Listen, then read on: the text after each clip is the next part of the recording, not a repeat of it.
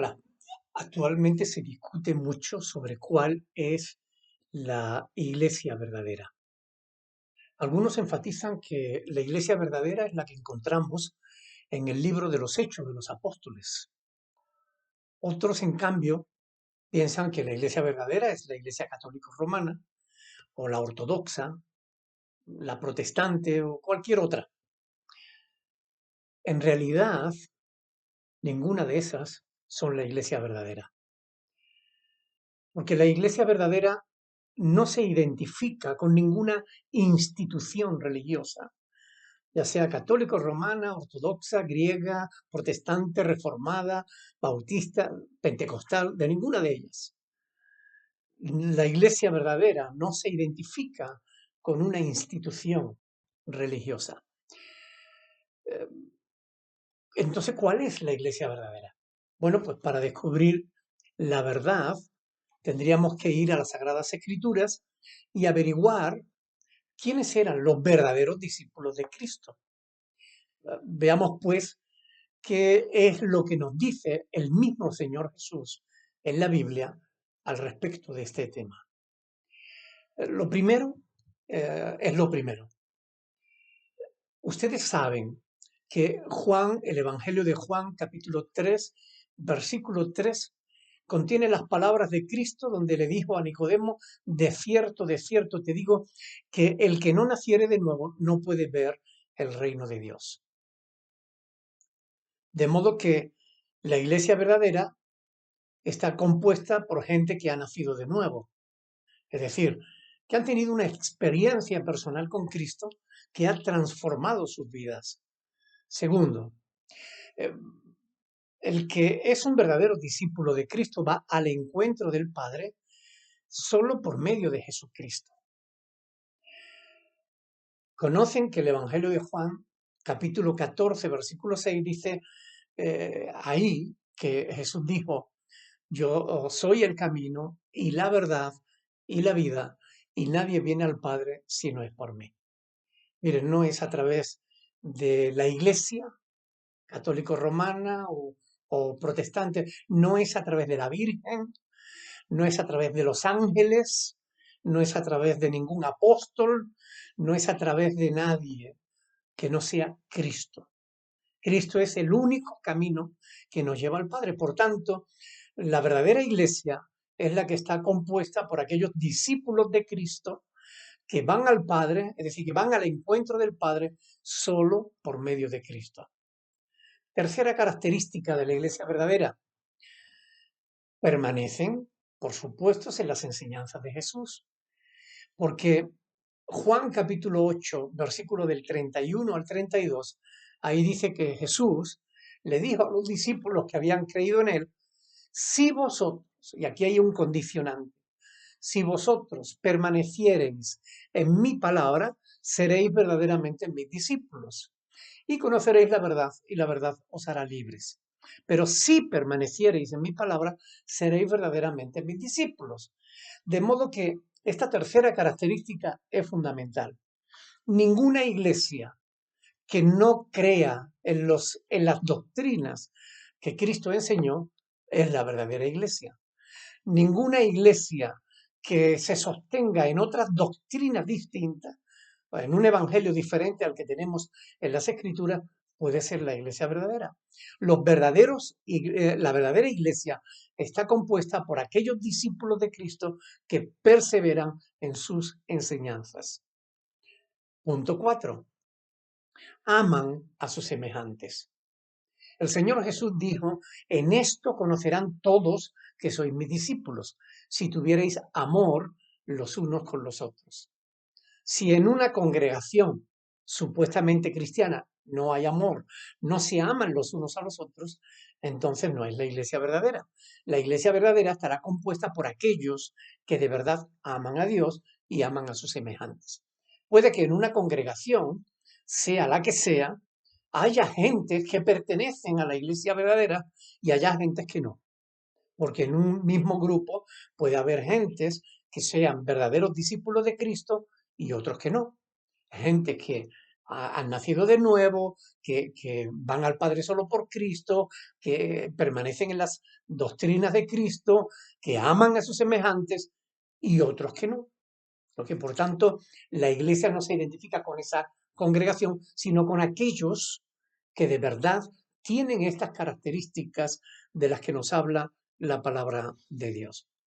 Quinta característica, manifiestan los frutos del Espíritu Santo, es decir, el carácter de Cristo. Porque en Juan 15, versículo 8, el Señor Jesús dijo, en esto es glorificado mi Padre, en que llevéis mucho fruto. Algunos falsos pastores o gente con poco conocimiento bíblico interpretan esa frase del Señor Jesús como que tú tienes que llevar gente a la iglesia. Pero la Biblia no se interpreta de ese modo. La Biblia no se interpreta como cada cualquiera, sino que para entender una palabra en la Biblia tenemos que interpretarla a la luz de esa misma palabra en otros pasajes de las Escrituras. En Gálatas capítulo 5, versículos del 22 al 23, se nos dice que los frutos del Espíritu son el amor, el gozo, la paz, la benignidad, la bondad, la fe, la mansedumbre, la templanza. Es decir, esos son los frutos de los que está hablando el Señor Jesús, que debe abundar en nosotros. Por eso, en esto conocerán todos que sois mis discípulos. Y en esto es glorificado mi Padre, en que llevéis mucho fruto. ¿Ok? Frutos del Espíritu de Dios. Que seamos personas amorosas, amables, bueno, que tengamos el carácter de Cristo. Sexta característica, los verdaderos discípulos de Cristo, la verdadera iglesia se guarda de la hipocresía.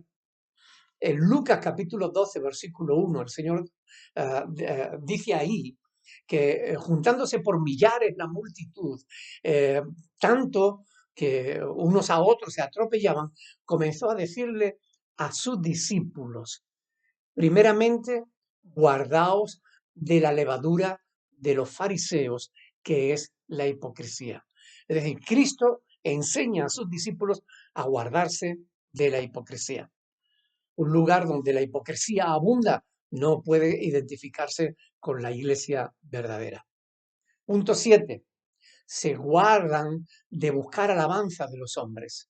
La iglesia verdadera no busca alabarse a sí misma. Hay congregaciones que siempre están haciendo publicidad de sí mismas, de sus logros, de sus cosas. Mire, la iglesia verdadera se dedica a alabar a Dios. Lucas capítulo 20, versículo del 45 al 47, dice que oyéndole todo el pueblo, dijo a sus discípulos, guardaos de los escribas que gustan andar con ropas largas y aman las salutaciones en las plazas y las primeras sillas en las sinagogas y los primeros asientos en las cenas, que devoran casas de viuda y por el pretexto hacen largas oraciones. De estos recibirán mayor condenación. Por tanto, aquella gente que gustan de buscar alabanza de los demás no forman parte de la iglesia verdadera.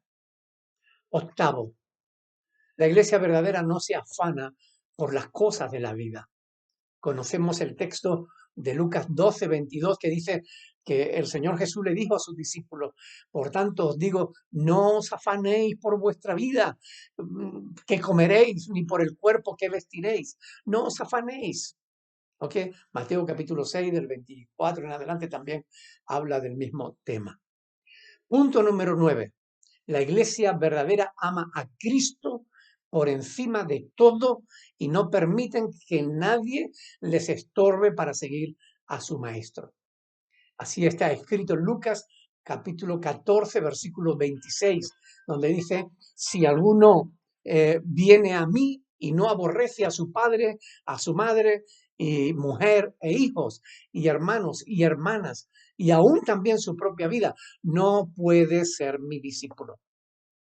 Y también en Lucas 14, del versículo 33, dice, así que cualquiera de vosotros que no renuncia a todo y lo que posee, pues no puede ser mis discípulos. Por tanto, en este sentido hay que amar a Cristo, a Dios, por encima de todas las cosas. Por último, la 10ª característica que identifica a la verdadera iglesia de Cristo. Como Cristo sirve a Dios y a sus semejantes, no se sirve de ellos. Así la iglesia verdadera hace exactamente lo mismo. Sirve a Dios y a sus semejantes, pero no se sirve de ellos. Señor Jesús le dijo a sus discípulos: sabéis que los gobernantes de las naciones se enseñorean de ellas y los que son grandes ejercen sobre ellas potestad. Mas entre vosotros no será así, sino que el que quiera hacerse grande entre vosotros será vuestro servidor, y el que quiera ser el primero entre vosotros será vuestro siervo. Como el Hijo del Hombre no vino para ser servido, sino para servir y para dar su vida en rescate por muchos. Bueno, estas 10 características que he mostrado de la iglesia verdadera deben estar presentes en los auténticos discípulos de Cristo, especialmente en aquellos que se consideran siervos de Dios. Si el que te pastorea o sus seguidores no tienen estas características, no es la iglesia de Cristo. La cuestión es, ¿y tú tienes estas características? Porque lo importante no es que la tengan los demás, sino que la tengamos nosotros. Es decir, que nos aseguremos de que no de que estemos en la iglesia verdadera, porque la iglesia, no, repito, no es un local, no es un grupo, no es una institución. La iglesia somos los cristianos que de verdad seguimos tenemos estas características, reunimos estas características. Por tanto, ¿la tienes tú? Si no la tienes, tienes que hacer un cambio en tu vida, tienes que hacer algo para cambiar y conseguir reunir estas 10 características que he citado. Dios te bendiga.